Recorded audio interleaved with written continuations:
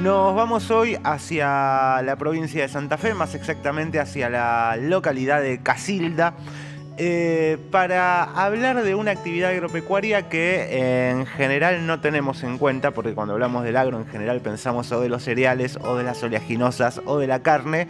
Pero esta es una actividad económica de la que vamos a hablar hoy que le aporta mucho al desarrollo argentino, no tanto en el volumen de su economía, no es que mueve una gran cantidad de millones de dólares como por ejemplo hace la soja, pero sí genera un ecosistema de productores locales muy importante que también están exportando. Y para que esto prospere también hace falta mucha ciencia y tecnología, y cuando hace falta ciencia y tecnología en la actividad agropecuaria está el Instituto Nacional de Tecnología Agropecuaria, el INTA.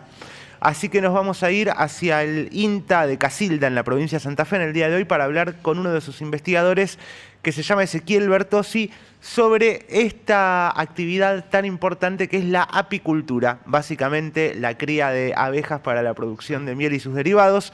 Ezequiel, muy buenos días. Desde la Universidad Nacional de Lanús, Julio Mosli y Gerardo Corsin te saludan. ¿Cómo estás? Hola, buen día. ¿Cómo están? Un placer hablar con ustedes. ¿Qué tal? Para arrancar la charla tengo que recordar un dato que me mencionó en la producción Ezequiel y que yo me había olvidado, que es que mañana, si no me equivoco, mañana 20 es el Día Mundial de la Abeja, justamente para valorar esta actividad, y que esta semana estamos transitando la Semana de la Miel, también un poco para visibilizar ese trabajo. Así que antes de meternos en el trabajo en sí por el que te habíamos llamado, me gustaría que nos ayudes a contarle a los que nos están escuchando, que probablemente habitan el área metropolitana de Buenos Aires y de que miel lo único que conocen es el frasco que bajan de la góndola en el supermercado. ¿Qué representa la producción de miel en Argentina? ¿Cuántos productores hay? ¿Cómo está creciendo esa actividad? Bueno, la apicultura ha sido muy condicionada al cambio de uso del suelo que se dio sobre todo en la región pampeana, porque la apicultura tradicionalmente siempre se realizó en toda la región pampeana y la mayoría de los productores están ahí. Decimos que en el país debe haber alrededor de entre 20 y 25 mil apicultores y unas 2 millones, 2 millones y medio de colmenas.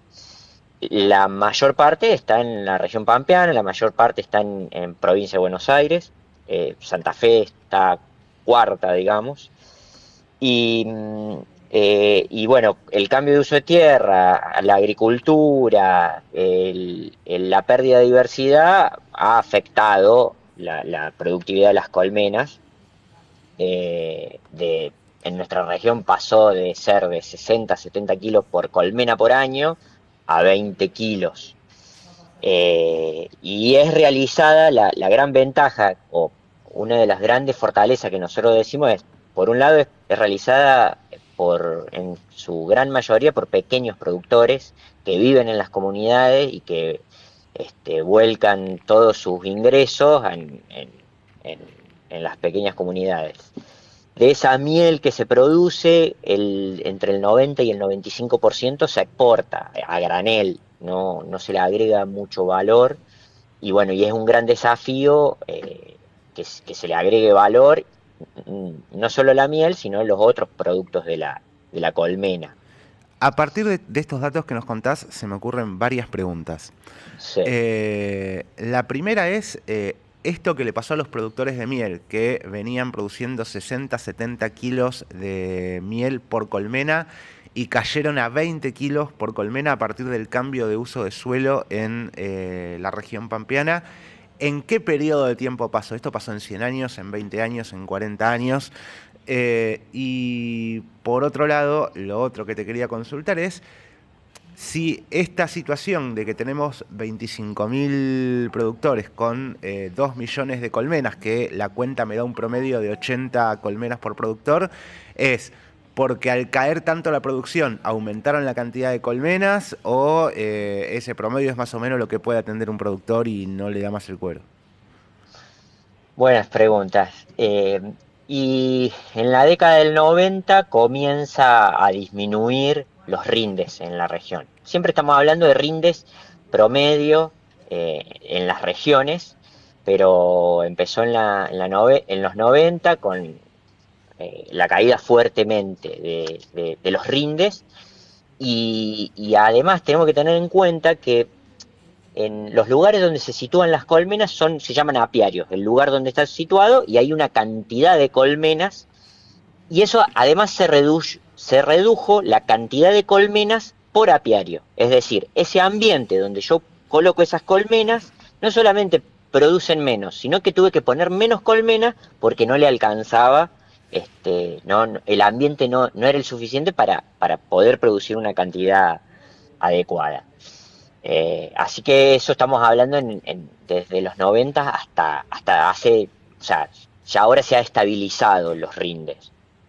Digo, te lo pregunto ¿por qué? Porque estaba sacando la cuenta. Vos me decías que hoy una colmena rinde 20 kilos. Que si yo hago la cuenta de 2 millones de colmenas a 25.000 productores, son 80 colmenas por 20 kilos. Son 1.600 kilos de miel por año que produce más o menos un productor. Y son 16 millones de pesos brutos al año que le ingresan a ese productor si vende todo a 10.000 pesos el kilo, que es más o menos el promedio que acabo de buscar en el supermercado. Con esos 16 millones de pesos el tipo tiene que bancar a la familia todo el año y bancar toda la producción. Medio que no rinde esto, ¿o sí? Sí, exactamente. Sí, en general es una actividad secundaria. En esta región la mayoría de los productores tienen esa cantidad. Menos de 100 colmenas son un 60-70% y menos de 250 colmenas es más del 80%. Está bien. Y el cálculo que vos haces es si fracciona la miel.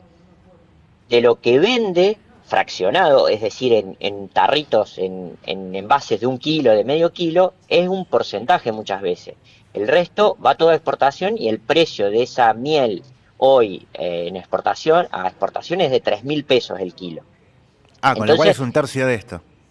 Es una actividad, en su gran mayoría, una actividad secundaria, complementaria. Generalmente los apicultores, o muchos de ellos, tengo posibilidad de trabajo, tengo fuerza de trabajo, por un lado, la apicultura no requiere una inversión tan alta inicial, no necesito ser propietario de tierra, que esa es la gran ventaja, digamos. Entonces, bueno, pues, es posible hacer una actividad agropecuaria y que inicialmente es factible para alguien que no tiene tierra y tiene un capital reducido y tiene fuerza de trabajo. Vos marcabas que esta es una actividad secundaria para aquellos que la llevan adelante. Lo que a mí se me ocurre preguntarte es ¿cuánto tiempo diario o semanal demanda el mantenimiento de una colmena? Porque alguien que tiene 80 colmenas, me imagino que alguna cantidad de horas diarias le tiene que dedicar a esto, por más que sea una actividad secundaria. Sí, lo que tiene es que a lo mejor diariamente no lo necesita, pero, o sea, puede semanalmente, digamos, una actividad que generalmente la hacen los fines de semana. Entonces, le dedican sábados y domingos.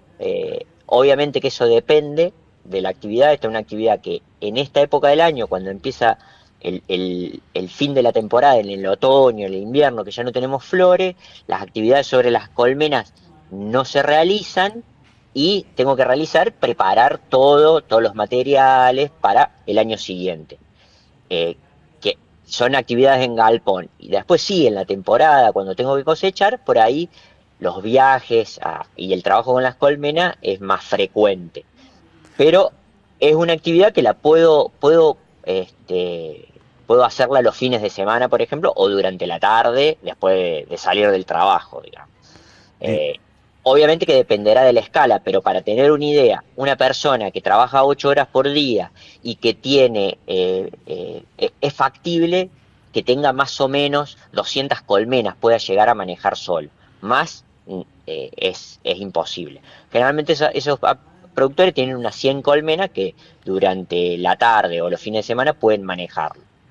Y ahí lo otro que se me ocurre preguntarte, ya que recién marcabas el tema de que está la exportación como salida más habitual para este producto, es de lo que se produce, cuánto se exporta y en todo caso este anuncio de los últimos días, que finalmente a partir del acuerdo económico entre el Mercosur y la Unión Europea se le abrió el mercado de la miel de Argentina y de Brasil a Europa, si esto de alguna manera ayuda, no sé si a subir el precio o al menos a que una mayor cantidad de la producción argentina vaya a ese continente. Sí, eh, bueno, lo que se exporta es, decimos que es el 90-95%. En volumen es, en los últimos años estamos hablando de 70.000 toneladas, 80, 60, ronda en esas cantidades. Este año fue una buena, relativamente buena cosecha, en términos generales, y y de lo que se exporta hasta, digamos, hasta ayer, vamos a decir, el 2/3 se exporta en Estados Unidos. El restante es importante a Europa y el resto a otros países muy específicos, como Japón, que por ejemplo quieren mieles muy claras. Bueno, este acuerdo abriría la posibilidad de que, bueno, que se exporte mayor cantidad de miel a Europa. Lo que sucede por ahí en el mercado, la miel argentina es muy valorada, muy valorada. ¿Por qué? Porque competimos con otros productores que son importantes, que es el sudeste asiático. Pero bueno, las mieles del sudeste asiático están cuestionadas bueno, porque hay sospecha de que habría alguna posibilidad de fraude. De todas formas, son mieles mucho más baratas que compiten con la miel argentina. Cuando decimos fraude, ¿es algún tipo de adulteración con qué? Y en realidad las adulteraciones pueden ser con alguna sustancia como jarabe de arroz, o bien tienen que ver con un agregado que se le hace a la miel, que hay toda una tecnología de adulteración para que pase los controles, como todo, pero bueno, eso se ha avanzado o han avanzado mucho para no detectar esos jarabes que se le agregan que no son miel. Y por otro lado también se cuestiona algunos procesos que se hacen, cómo se obtiene la miel. Eh, por ejemplo, un proceso que no debería ser y que es, digamos, medianamente inocuo es cosechar la miel. Se cosecha, perdón que por ahí me meto, pero Está muy bien. la miel se cosecha con una humedad, tiene que tener menos del 18%. Hay algunos países o en algunas, que lo que le realizan es cosechar la miel con alta humedad y secarla fuera de la colmena. Eso no está considerado como eh, legal, porque el proceso debe terminar en la colmena. De todas formas, es una forma que tienen para ir aumentando lo que producen. Eh, Acá ya me abrís un poquito la puerta porque hasta acá veníamos contándole al que nos está escuchando, metiéndolo en el mundo de la miel para que pueda dimensionar la importancia del laburo que hacen ustedes. Yo quería que le cuentes al que nos está escuchando esto que vos marcabas, ¿no? La trazabilidad de los productos, que Argentina pueda exportar su miel, tiene que ver con cómo la maneja, el cuidado que hace de las colmenas. Y ustedes vienen haciendo un trabajo que básicamente es de multiplicar esas colmenas para tener un tipo de control sanitario y genético, además como para ir refinando los niveles de producción. Me gustaría que le puedas contar al que nos está escuchando qué es lo que hace el INTA y cuál es la articulación con los productores a la hora de decir, che, vayamos buscando, no sé si la palabra es un pedigrí, pero al menos una trazabilidad en nuestras colmenas y un mejoramiento de nuestros stocks de productores. sí, por ahí no es justamente el motivo por el llamado, pero si me das pie para Sí, rescatar algo importantísimo y digamos, de la Argentina y del productor argentino, y que el INTA ha intervenido y que es fundamental para este logro, es que no se utilicen antibióticos en la producción. En eso ha sido fundamental y eso nos permite trabajar con mucha tranquilidad para ofrecerlo a los mercados y para incluso el mercado interno. Digamos, ofrecemos un producto de calidad, con bajo riesgo de residuos de antibióticos, porque no se utilizan y eso se ha instalado en el productor y el productor es muy consciente y trabajamos en eso.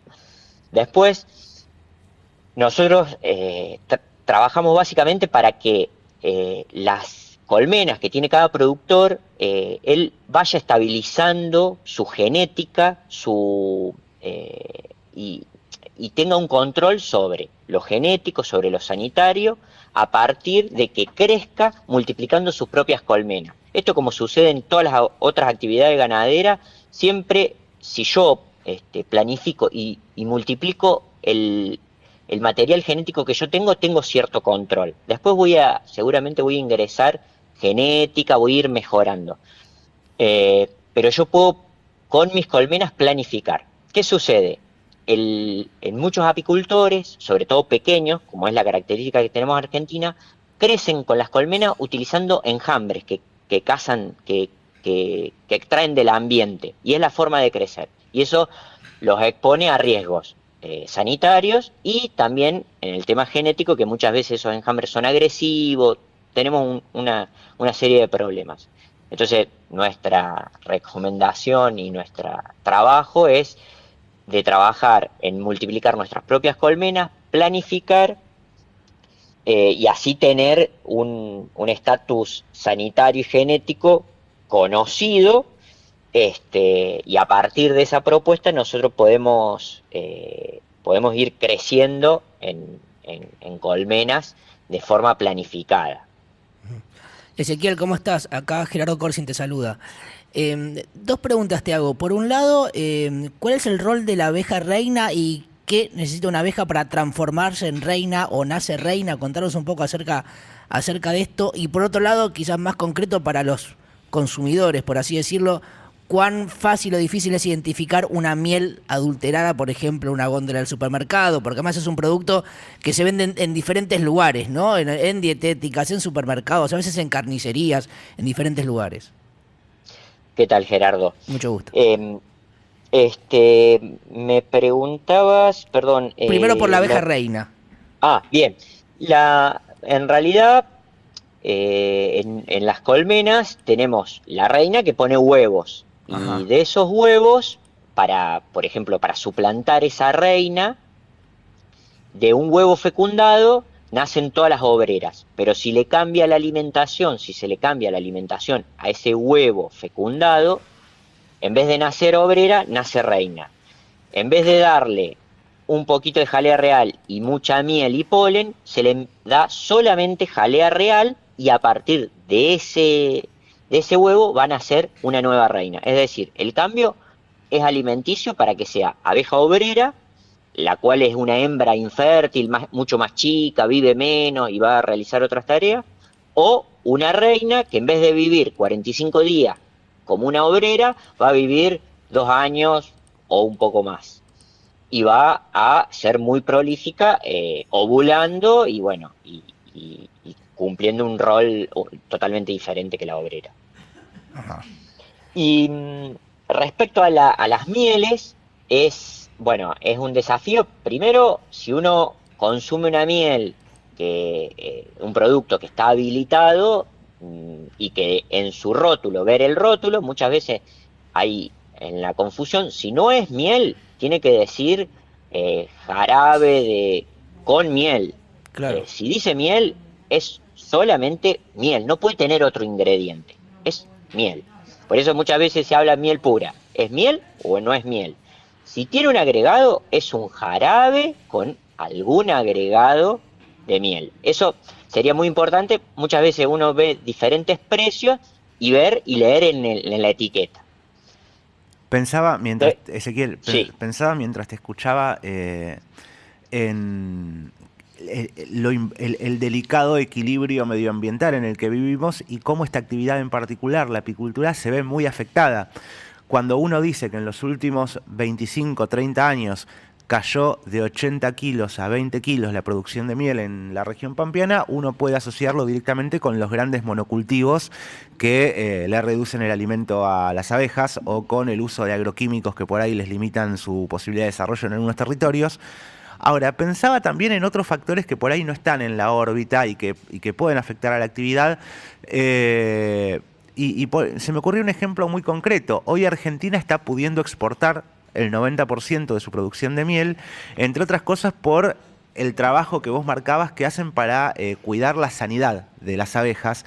Y yo pensaba que muy cerquita de acá, en Brasil y en Bolivia, tienen la presencia del PEC, el pequeño escarabajo de las colmenas, que te impide el ingreso de esa miel a algunos mercados que lo restringen. Y uno dice, che, por ahí ese bichito que es medio difícil pararlo en la frontera, porque el control de frontera no va a andar parando escarabajo, te entra en algún envío mal rotulado y te deja sin poder exportar el 90% de tu producción. Digo, ¿cómo se hace para manejar esas situaciones y cómo se hace para dimensionar la fragilidad del sistema en el que se está trabajando?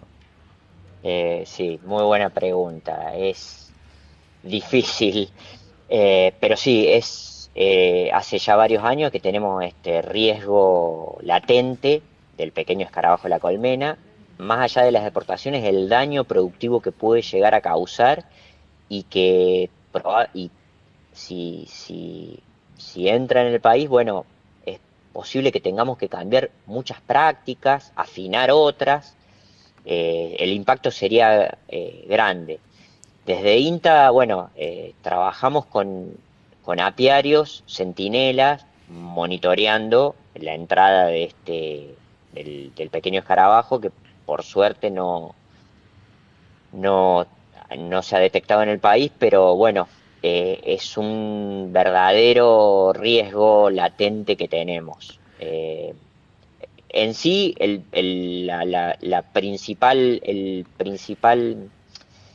impacto sería productivo y después en las exportaciones de material vivo, que Argentina se está posicionando para empezar a exportar genética, abejas. Ese sería un golpe muy grande, porque bueno, habría que armar todo un sistema de certificación. Bueno, habría que ver a través de SENASA cómo se enfrenta, digamos, la situación ante la presencia, si es focalizado. Bueno, de hecho, nos venimos preparando hace mucho tiempo por estar alertas ante la presencia, de poder tal vez controlarlo y que no se disemine. Estamos alerta. Y lo otro que se me ocurre preguntarte como un ejemplo de estas cuestiones que a veces pasan desapercibidas, porque en general cuando se piensa en una política de fomento a cualquier actividad agropecuaria, se piensa en regulaciones, en subsidios y a veces se pierde de vista los efectos de la propia naturaleza o de la ciencia mal manejada. Y el otro ejemplo que se me ocurre es cuando en algún momento, si no me equivoco, fue fines de los 80, principios de los 90, se pensó en desarrollar la apicultura en Argentina en zonas por afuera de la región pampeana, con climas un poco más hostiles para las abejas.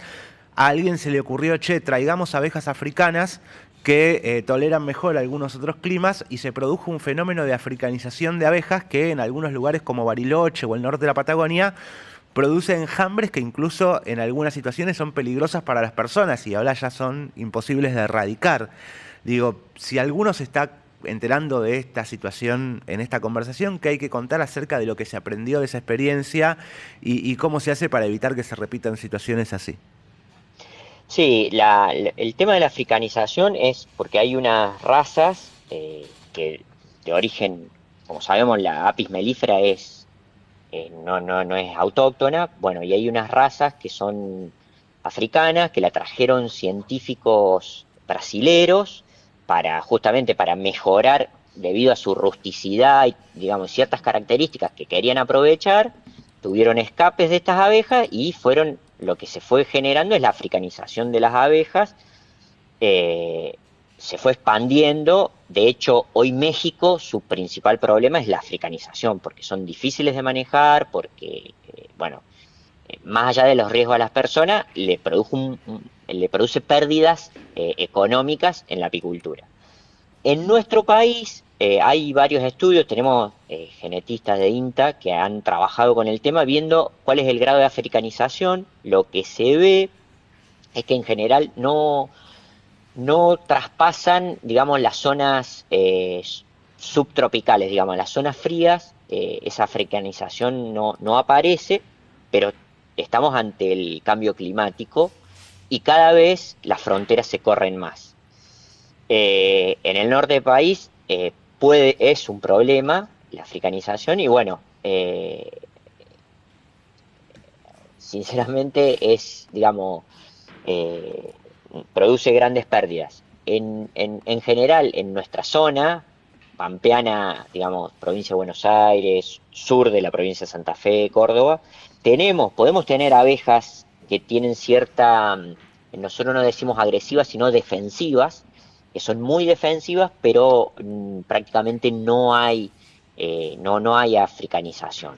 Eh, Pens- pero bueno, nosotros por eso a la hora de trabajar, el apicultor de trabajar con, con genética, es utilizar genética que uno multiplica y no usar la que se está, digamos, silvestre o que tiene algún grado de adaptación que está en el ambiente, tratar de evitar eso, más allá de las enfermedades, sino por su comportamiento defensivo.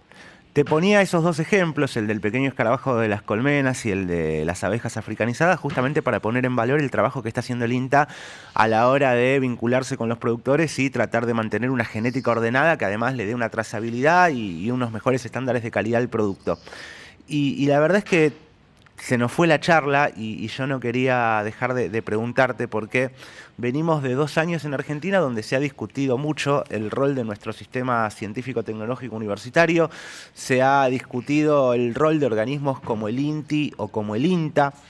Y probablemente escuchando esta conversación que estamos teniendo haya alguien que esté del otro lado de la radio en su casa y diga, bueno, che, en un momento de crisis económica que tiene la Argentina, ¿qué sentido tiene que el Estado esté financiando el mejoramiento genético de los productores de abejas si al fin y al cabo son 25.000 que lo tienen como actividad secundaria y que en todo caso hacen una actividad privada con una renta que se quedan ellos, tendrían que ser ellos los que se ocupen de hacer esto? Bueno, frente a alguien que por ahí está pensando en esos términos, que hay que explicar acerca de por qué es importante que haya un organismo como el INTA que, entre otras cosas, le dedique tiempo, conocimiento y especialistas como vos a esta tarea. Eh, Te agradezco. Yo eh, en realidad tengo vocación por lo público y estoy agradecido porque fui a una universidad pública y, y bueno, y hay muchos compañeros que están comprometidos, estamos muy comprometidos con lo que hacemos. Particularmente en esta zona, esto que charlábamos de pensar, bueno, tenemos un ambiente agrícola. Bueno, estamos trabajando, a ver, en la soja, la abeja, Apis mellifera, ¿tiene un impacto? Y bueno, eh, está trabajando el INTA en eso. Y estamos viendo que tiene un impacto en la producción de soja, en beneficios en otros cultivos. Es toda una línea, la línea de polinización muy importante en esta zona y que tiene beneficios no solamente al productor apícola, sino al productor agrícola y más allá del impacto ambiental que tiene la abeja. Así que yo agradezco mucho la nota. Ok. Ezequiel, gracias por este ratito con nosotros. No, un gusto. Saludos a todos. Escuchábamos a Ezequiel Bertozzi, investigador del INTA en Casilda, en la provincia de Santa Fe. Uno de los especialistas que tiene Argentina en apicultura, lo contaba él, hay cerca de 25.000 familias en nuestro país que tienen como actividad principal o como actividad secundaria la producción de miel, una producción que en el 90% se exporta, pero una producción que en los últimos 25 o 30 años cayó de 70 kilos por colmena por año a 20 kilos por colmena por año, básicamente porque en la región pampeana en esos últimos 25 o 30 años nos fuimos todos a la soja, el glifosato y la agricultura de laboratorio. Eso le redujo mucho el alimento a las abejas, le redujo mucho las posibilidades de vida a las abejas cuando pasan fumigando, pero además acaba con la biodiversidad del campo porque básicamente las abejas son las grandes polinizadoras. Si ustedes ven que a veces cuesta que algunas plantas crezcan más que antes, fíjense cuántas abejas veían antes y cuántas abejas ven ahora. No se trata solo de estas 25.000 familias que por ahí sacan un pucho más a fin de año porque exportan 100, 200, 1.000 kilos de miel, depende del caso, sino por el servicio ecosistémico que estas abejas prestan, Y justamente para que esto pueda seguir siendo una actividad, para que se pueda seguir exportando, tiene que tener un nivel de trazabilidad mínimo en su genética, para que no pase como que tiene escarabajos la colmena, que es de lo que hablábamos recién, que dejó a los brasileños sin poder exportar gran parte de su producción, que Bolivia ya no puede exportar porque tiene todo infestado. Para que no pase como cuando vinieron 4 brasileños y dijeron, pon estas abejas de África que va a ir bárbaro, y ahora si te agarran abejas en Bariloche te morís. Bueno, para eso hace falta ciencia argentina que está al servicio de esto. Piensen que Ezequiel es uno de los pocos especialistas que tiene Argentina en esta materia, que es del INTA. El INTA está en un proceso abierto de retiros voluntarios, en el cual esta semana ya se fueron cerca de 450 trabajadores del INTA, la mayoría de ellos a la actividad privada, porque básicamente son tipos muy formados, muy académicos, que en cuanto tiran un currículum aparece un privado que les paga más, y que si están en el INTA es, como lo decía recién Ezequiel, por su vocación por lo público, por su vocación por devolverle a este país un poquito de aquello para que los formaron. Y la verdad es que si Ezequiel, que ahora ya no está en conversación telefónica, agarrar un retiro voluntario, termina laburando en alguna empresa privada con un sueldo mejor que el que tiene ahora, perderíamos todos nosotros y perdería la posibilidad de crecer de Argentina, porque el día que otro gobierno o este gobierno recapacitara y dijera, che, necesitamos una política de apicultura, formar otro Ezequiel tardaría 20, 30 años. Así que nada, para que tengamos en cuenta que aún desde las cosas más chiquitas se puede hacer un país muy grande.